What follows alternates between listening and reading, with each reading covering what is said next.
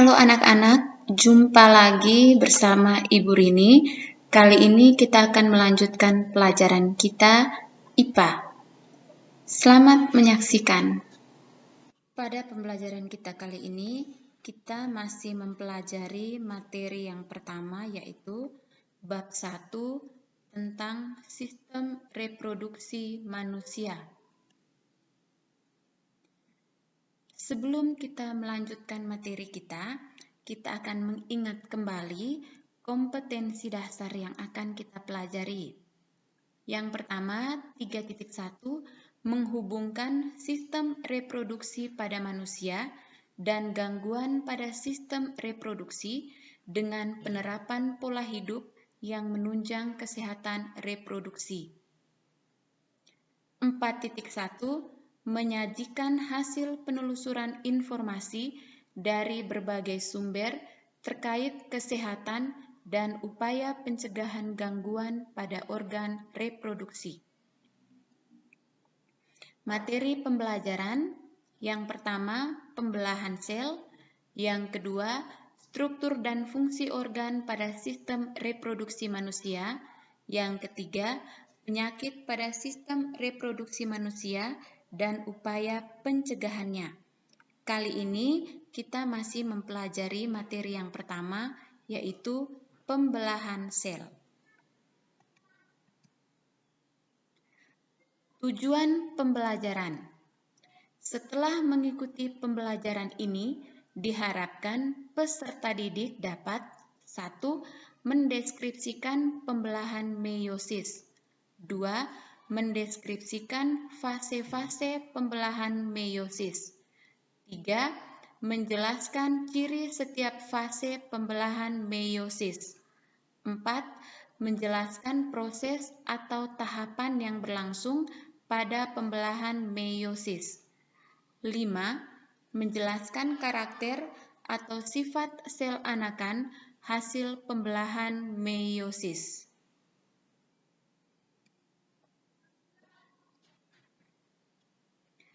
Materi kita kali ini adalah pembelahan meiosis. Apa itu pembelahan meiosis? Pembelahan meiosis adalah pembelahan yang menghasilkan sel anakan dengan jumlah kromosom setengah jumlah kromosom induk. Pembelahan meiosis ini terjadi pada organisme yang berkembang biak secara seksual, di mana secara seksual biasanya terjadi proses pembentukan gamet.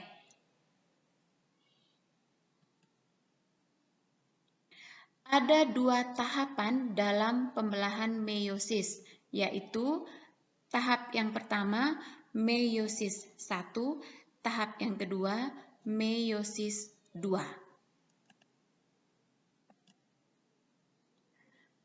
Kita akan mempelajari tahap yang pertama meiosis 1. Tahap yang pertama profase 1. Proses yang berlangsung dalam tahap profase 1 adalah yang pertama, membran inti mulai menghilang. Kedua, terbentuk gelondong pembelahan. Ketiga, kromosom menebal dan kromosom homolog saling berpasangan. 4. Terjadi peristiwa pindah silang atau pertukaran segmen molekul DNA yang sesuai di antara 2 kromatid. Tahap yang kedua, metafase 1.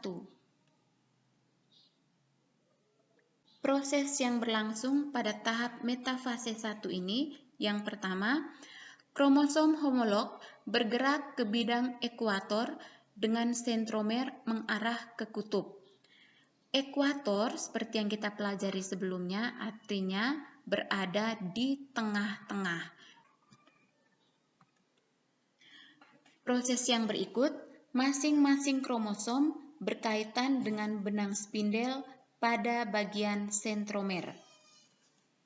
Tahap berikut anafase 1. Proses yang berlangsung pada tahap anafase 1 ini, yang pertama, kromosom homolog ditarik oleh benang spindel ke arah kutub pembelahan sehingga tetrat berpisah dan kromosom bergerak menuju kutub yang berlawanan. Kedua, membran sel mulai melekuk di bagian tengah. 3. Membagi isi kromosom diploid menjadi haploid. Tahap yang berikut, telofase 1. Proses yang berlangsung, nukleolus mulai terbentuk. Berikut terjadi peristiwa sitokinesis, yaitu pembelahan sitoplasma menjadi dua bagian sehingga terbentuk dua sel anakan dengan kromosom yang sudah haploid. Yang berikut kita lanjut ke tahap meiosis 2. Pada tahap meiosis 2 ini terjadi pembagian kromatid tunggal dari setiap kromosom haploid kepada sel anakan. Tahap yang pertama dalam proses meiosis 2 ini adalah profase 2. Proses yang berlangsung, yang pertama, membran nukleus dan nukleolus mulai menghilang. Kedua, sentrosom membelah dan sepasang sentriol memisah menuju kutub-kutub yang berlawanan dan di antara keduanya muncul benang spindel yang memancar dari sentriol. Tahap yang kedua, metafase 2. Proses yang berlangsung, yang pertama, setiap kromosom haploid tertarik ke bidang ekuator. Yang kedua, terbentuk benang-benang spindel. Salah satu ujungnya melekat pada sentromer, khususnya di bagian kinetokor, dan ujung lainnya membentang menuju kutub pembelahan yang berlawanan. Tahap yang ketiga, anafase 2. Proses yang berlangsung, yang pertama, spindel menarik kromatid menuju kutub pembelahan yang berlawanan. Kedua kromatid bergerak menuju kutub yang berbeda. Kutub yang berbeda, ini ada kutub sebelah kiri, ada juga kutub sebelah kanan. 3.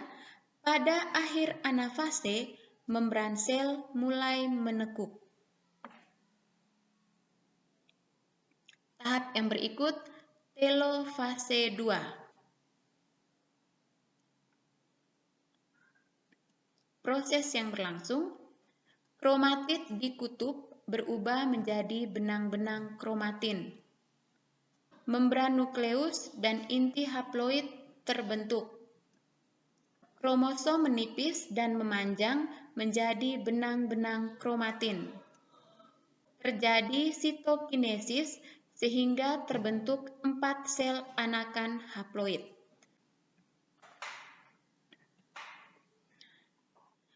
Dalam proses pembelahan meiosis ini, terjadi pengurangan jumlah kromosom menjadi setengah dari kromosom induk. Sehingga pembelahan meiosis ini disebut juga pembelahan reduksi. Fungsi dari pembelahan meiosis adalah untuk menghasilkan gamet yang secara genetik tidak identik dengan induknya, sehingga mengakibatkan variasi genetik pada keturunannya. Nah, mari kita lihat perbedaan antara pembelahan mitosis dan pembelahan meiosis. Pembelahan mitosis, sifat anakannya 2N atau diploid, sedangkan pada pembelahan meiosis, sifat anakannya N atau haploid. Pada mitosis, pembelahan sel terjadi hanya satu kali, sedangkan pada pembelahan meiosis, pembelahan sel terjadi sebanyak 2 kali. Pembelahan mitosis menghasilkan 2 sel anakan, sedangkan pembelahan meiosis menghasilkan 4 sel anakan. Nah, sekian pembelajaran kita hari ini. Jika ada yang kurang jelas, bingung, silahkan bergabung di Google Classroom sesuai kode kelas masing-masing.